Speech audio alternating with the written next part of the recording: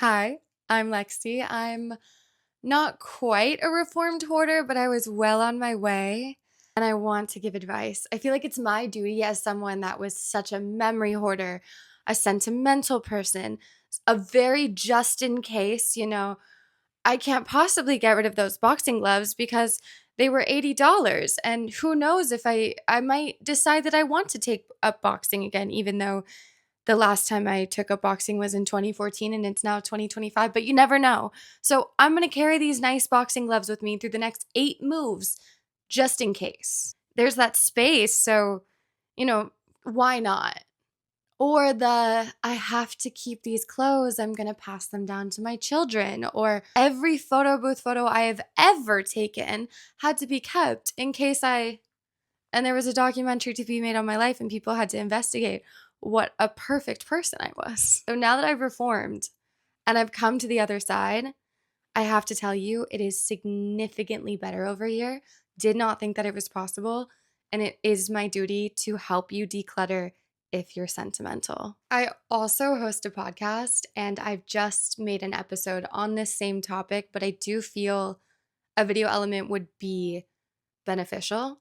I also have more to say. So if you want to listen to the beginnings of it, I will have that podcast linked down below. You can listen to it before this video or after. But I did include a list in that episode that I do want to reiterate. There's so much to say about this topic. There really is. Because as I said, you could be holding on to things for a multitude of reasons. Maybe your parent has passed away and you can't possibly think about parting with your late mother's bathrobe because you're going to forget about her, or you can't possibly get rid of your dad's jackets. I mean, those were his leather jackets that he lived and breathed in. Like, those were where his memories were made. And if you get rid of those leather jackets, he's gone.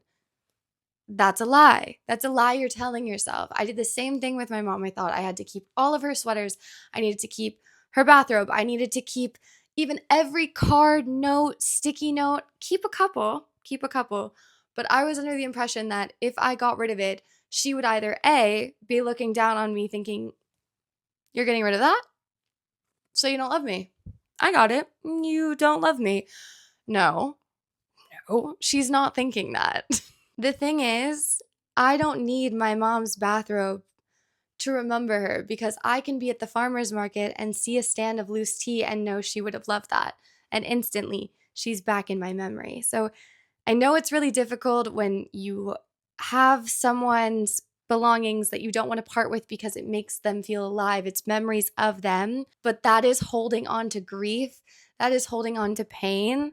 And I think it's important when looking at items to ask yourself, not just does it spark joy? That's a great question to ask.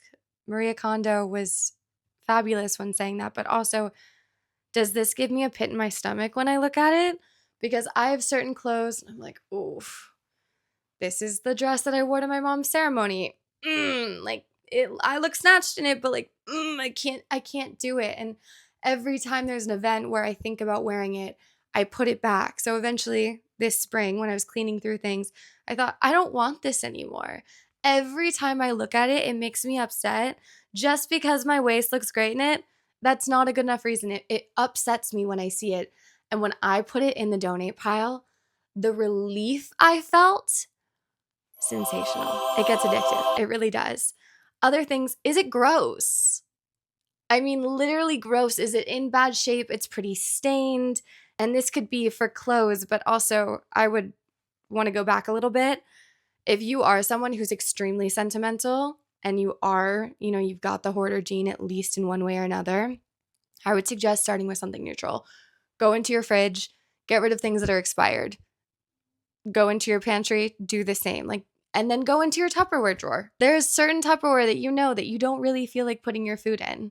Get rid of it. It's okay. There is a lot of guilt. This kind of goes back to, does it put like a pit in your stomach?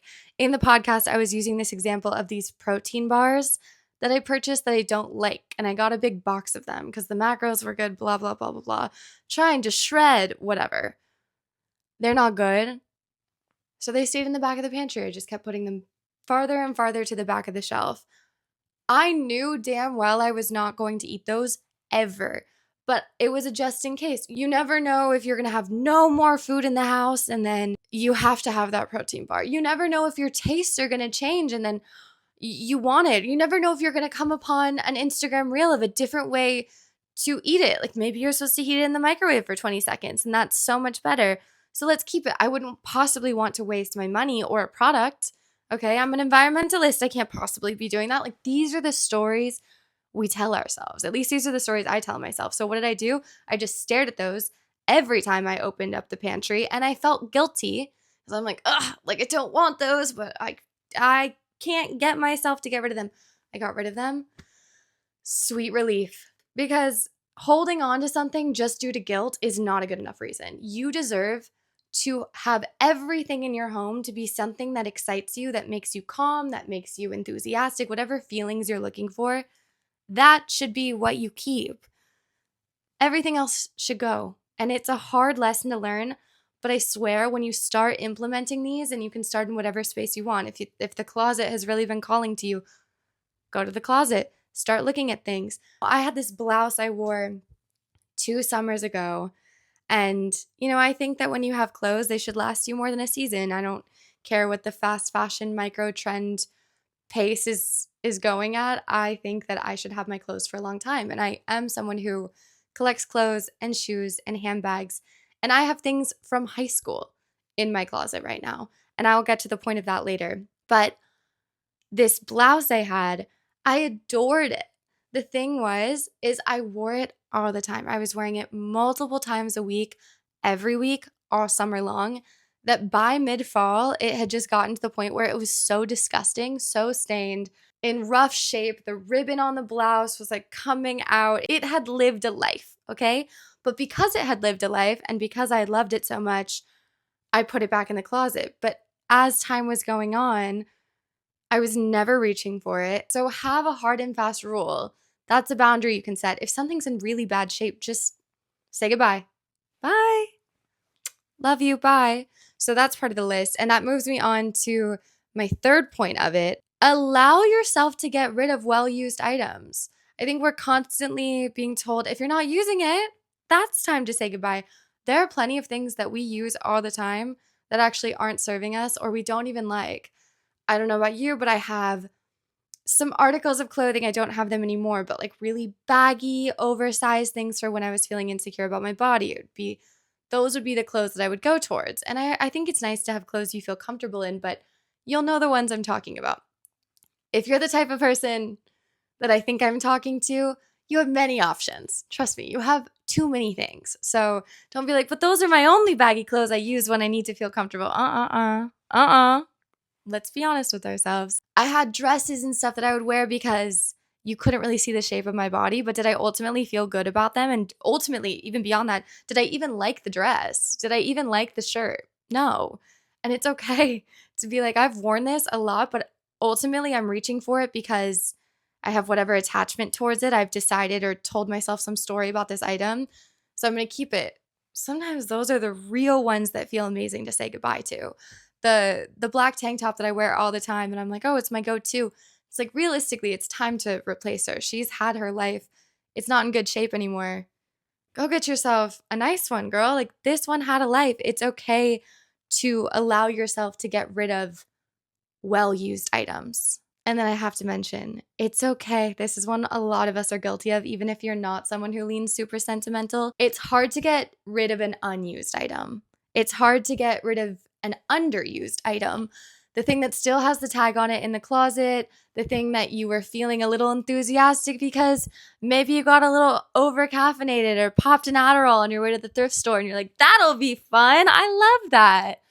And then you never ever wore it because it's a sparkly beaded kimono that you thought you could style and realistically you're like, I don't know what I was thinking. But because you've never worn it, you have to keep it because what if that day comes? It's okay. Take the L. That was maybe all it needed to be, was a fun, exciting moment at the thrift store. You can take it back to the thrift store. Let someone else have a go at it. If you got a pair of jeans that you were so excited about, everyone online had been raving about how amazing they look on the body, you get them. It's from some weird website, so it's hard to return and they don't look the same on you. But you're like, but everyone else liked them. maybe I'll change my mind. Maybe I'll lose some weight, or maybe I'll fill out, or maybe I'll go to the gym and I'll grow my butt and they'll look better in them. It's okay. Sunk cost. Like, it's fine. The only thing worse than keeping something that you don't like for a year is keeping it for a year and a day. Bye. Bye. Sorry, this didn't work. Maybe someone else. And let someone else try, Ask a friend, post on your close friends on Instagram. Does anyone want these things? You get a makeup shade that doesn't work, or I don't know, maybe you're spoiled and you get some PR and you're like, this is so expensive and it's so nice, but ultimately I don't need 30 shades of foundation. Y'all come over. Take a pic. Yeah. Those are the main components of the list. Is it gross? Does it make you feel bad when you look at it? Allow yourself to get rid of well-used items and allow yourself to get rid of underused items. So what's going to happen when you start doing this? I hope that at least one of you, while watching this video, has decided, I'm going to get up and I'm going to start decluttering something. I'm going to look through that nightstand drawer, because I have every phone case I've ever had for phones that I don't use anymore. And you know what? I can part with them. And it starts getting addictive. This momentum begins building. And you continue this process and think, I can do this. This feels really good. And the high, I'm not kidding, I think the high of discarding something is equal to the high of purchasing something. I had learned this recently because I made note that the high of earning money was just as high as the high of spending money. I'm like, so I should focus on earning money. Like, if I get the same dopamine hit from making money as I do spending money, let's work on making money. If I get the same dopamine hit discarding of something as I do bringing something into my home, let's discard of things, because then you start realizing how many things you've been holding on to that you don't actually care about. And it feels good to actually say goodbye to them and let them live beyond your space. I have this YouTuber that makes incredible decluttering videos and feng shui videos. Her name is Dara. And just in the past week, she started posting a series of videos on how to keep your home clean, clear, and bright. That's her sort of aesthetic. She wants everything to be clean. She really focuses on making sure her floors are clean, her surfaces are clean every single day, and clear, that the feng shui and energy has space to really move. Because when you have clutter, the energy gets stuck and you don't want stagnant energy. You want it to be clear. And then bright, that's just a personal aesthetic. But I'm not looking to be a minimalist, but I found her videos to be so helpful. I've always enjoyed when she posts. I've been following her for like 10 years. And every time she does a feng shui or clean out or declutter or organization series, this is less of an organization video. This is really just step one. We can get to organization later if that's of your interest. You can let me know in the comments. But right now, let's start with the decluttering. And when Dara posts these videos, they're so helpful. And she had mentioned something that I found to be so interesting, that when you leave your house in a good spot, you carry that into the world. So if your house isn't in a good spot, your closet is cluttered, you don't really know what you have, what you like, you're in a rush in the morning and it's kind of discombobulated because you're moving past all these things, and then you show up to work and you feel off. You know who experiences the off? Us. Everybody else. So if you can take care of yourself and your home, that's beneficial for everybody. And I love to think of it that way. Like, when I take care of myself, I'm taking care of others because I'm not bringing any baggage onto anyone else. Now, this is an expansion of what she said, but I do think that that was a helpful tool for me. So I wanted to mention it. Ultimately, not trying to be a minimalist. I just want to know what I have, where it is. That's it. I want to know what I have and where it is. And honestly, I could expand on that. I want to know what I have, where it is, and that I like it. That's all I'm looking for. And it's a much better way to live. I promise. What's the trite term that everyone's using right now? Oh my God, what is it? There's a scarcity mindset. You're in a scarcity mindset when you're holding on to things. I can't get rid of these dumbbells because in COVID they were so helpful. And what if I pick up at home workouts again? Okay, maybe you will in 4 years. But in the meantime, drop off and donate those dumbbells. You haven't used them in 5 years. It's okay. Just because your cabinet has the space for it doesn't mean your cabinet needs to have it. So let yourself be free. It feels so nice to look into my closet and see that my hangers have breathing room. My clothes have breathing room. They don't need to just be shoved in there. It's a way better way to live. It's a way better way for your items to live. This is a topic I feel very passionate about and I could really go on and on about. So if you have any additional areas that you want me to discuss, I do have the podcast episode. And then I also was planning on going through different sections of my house for the Patreon and showing more details of what I did and where it is.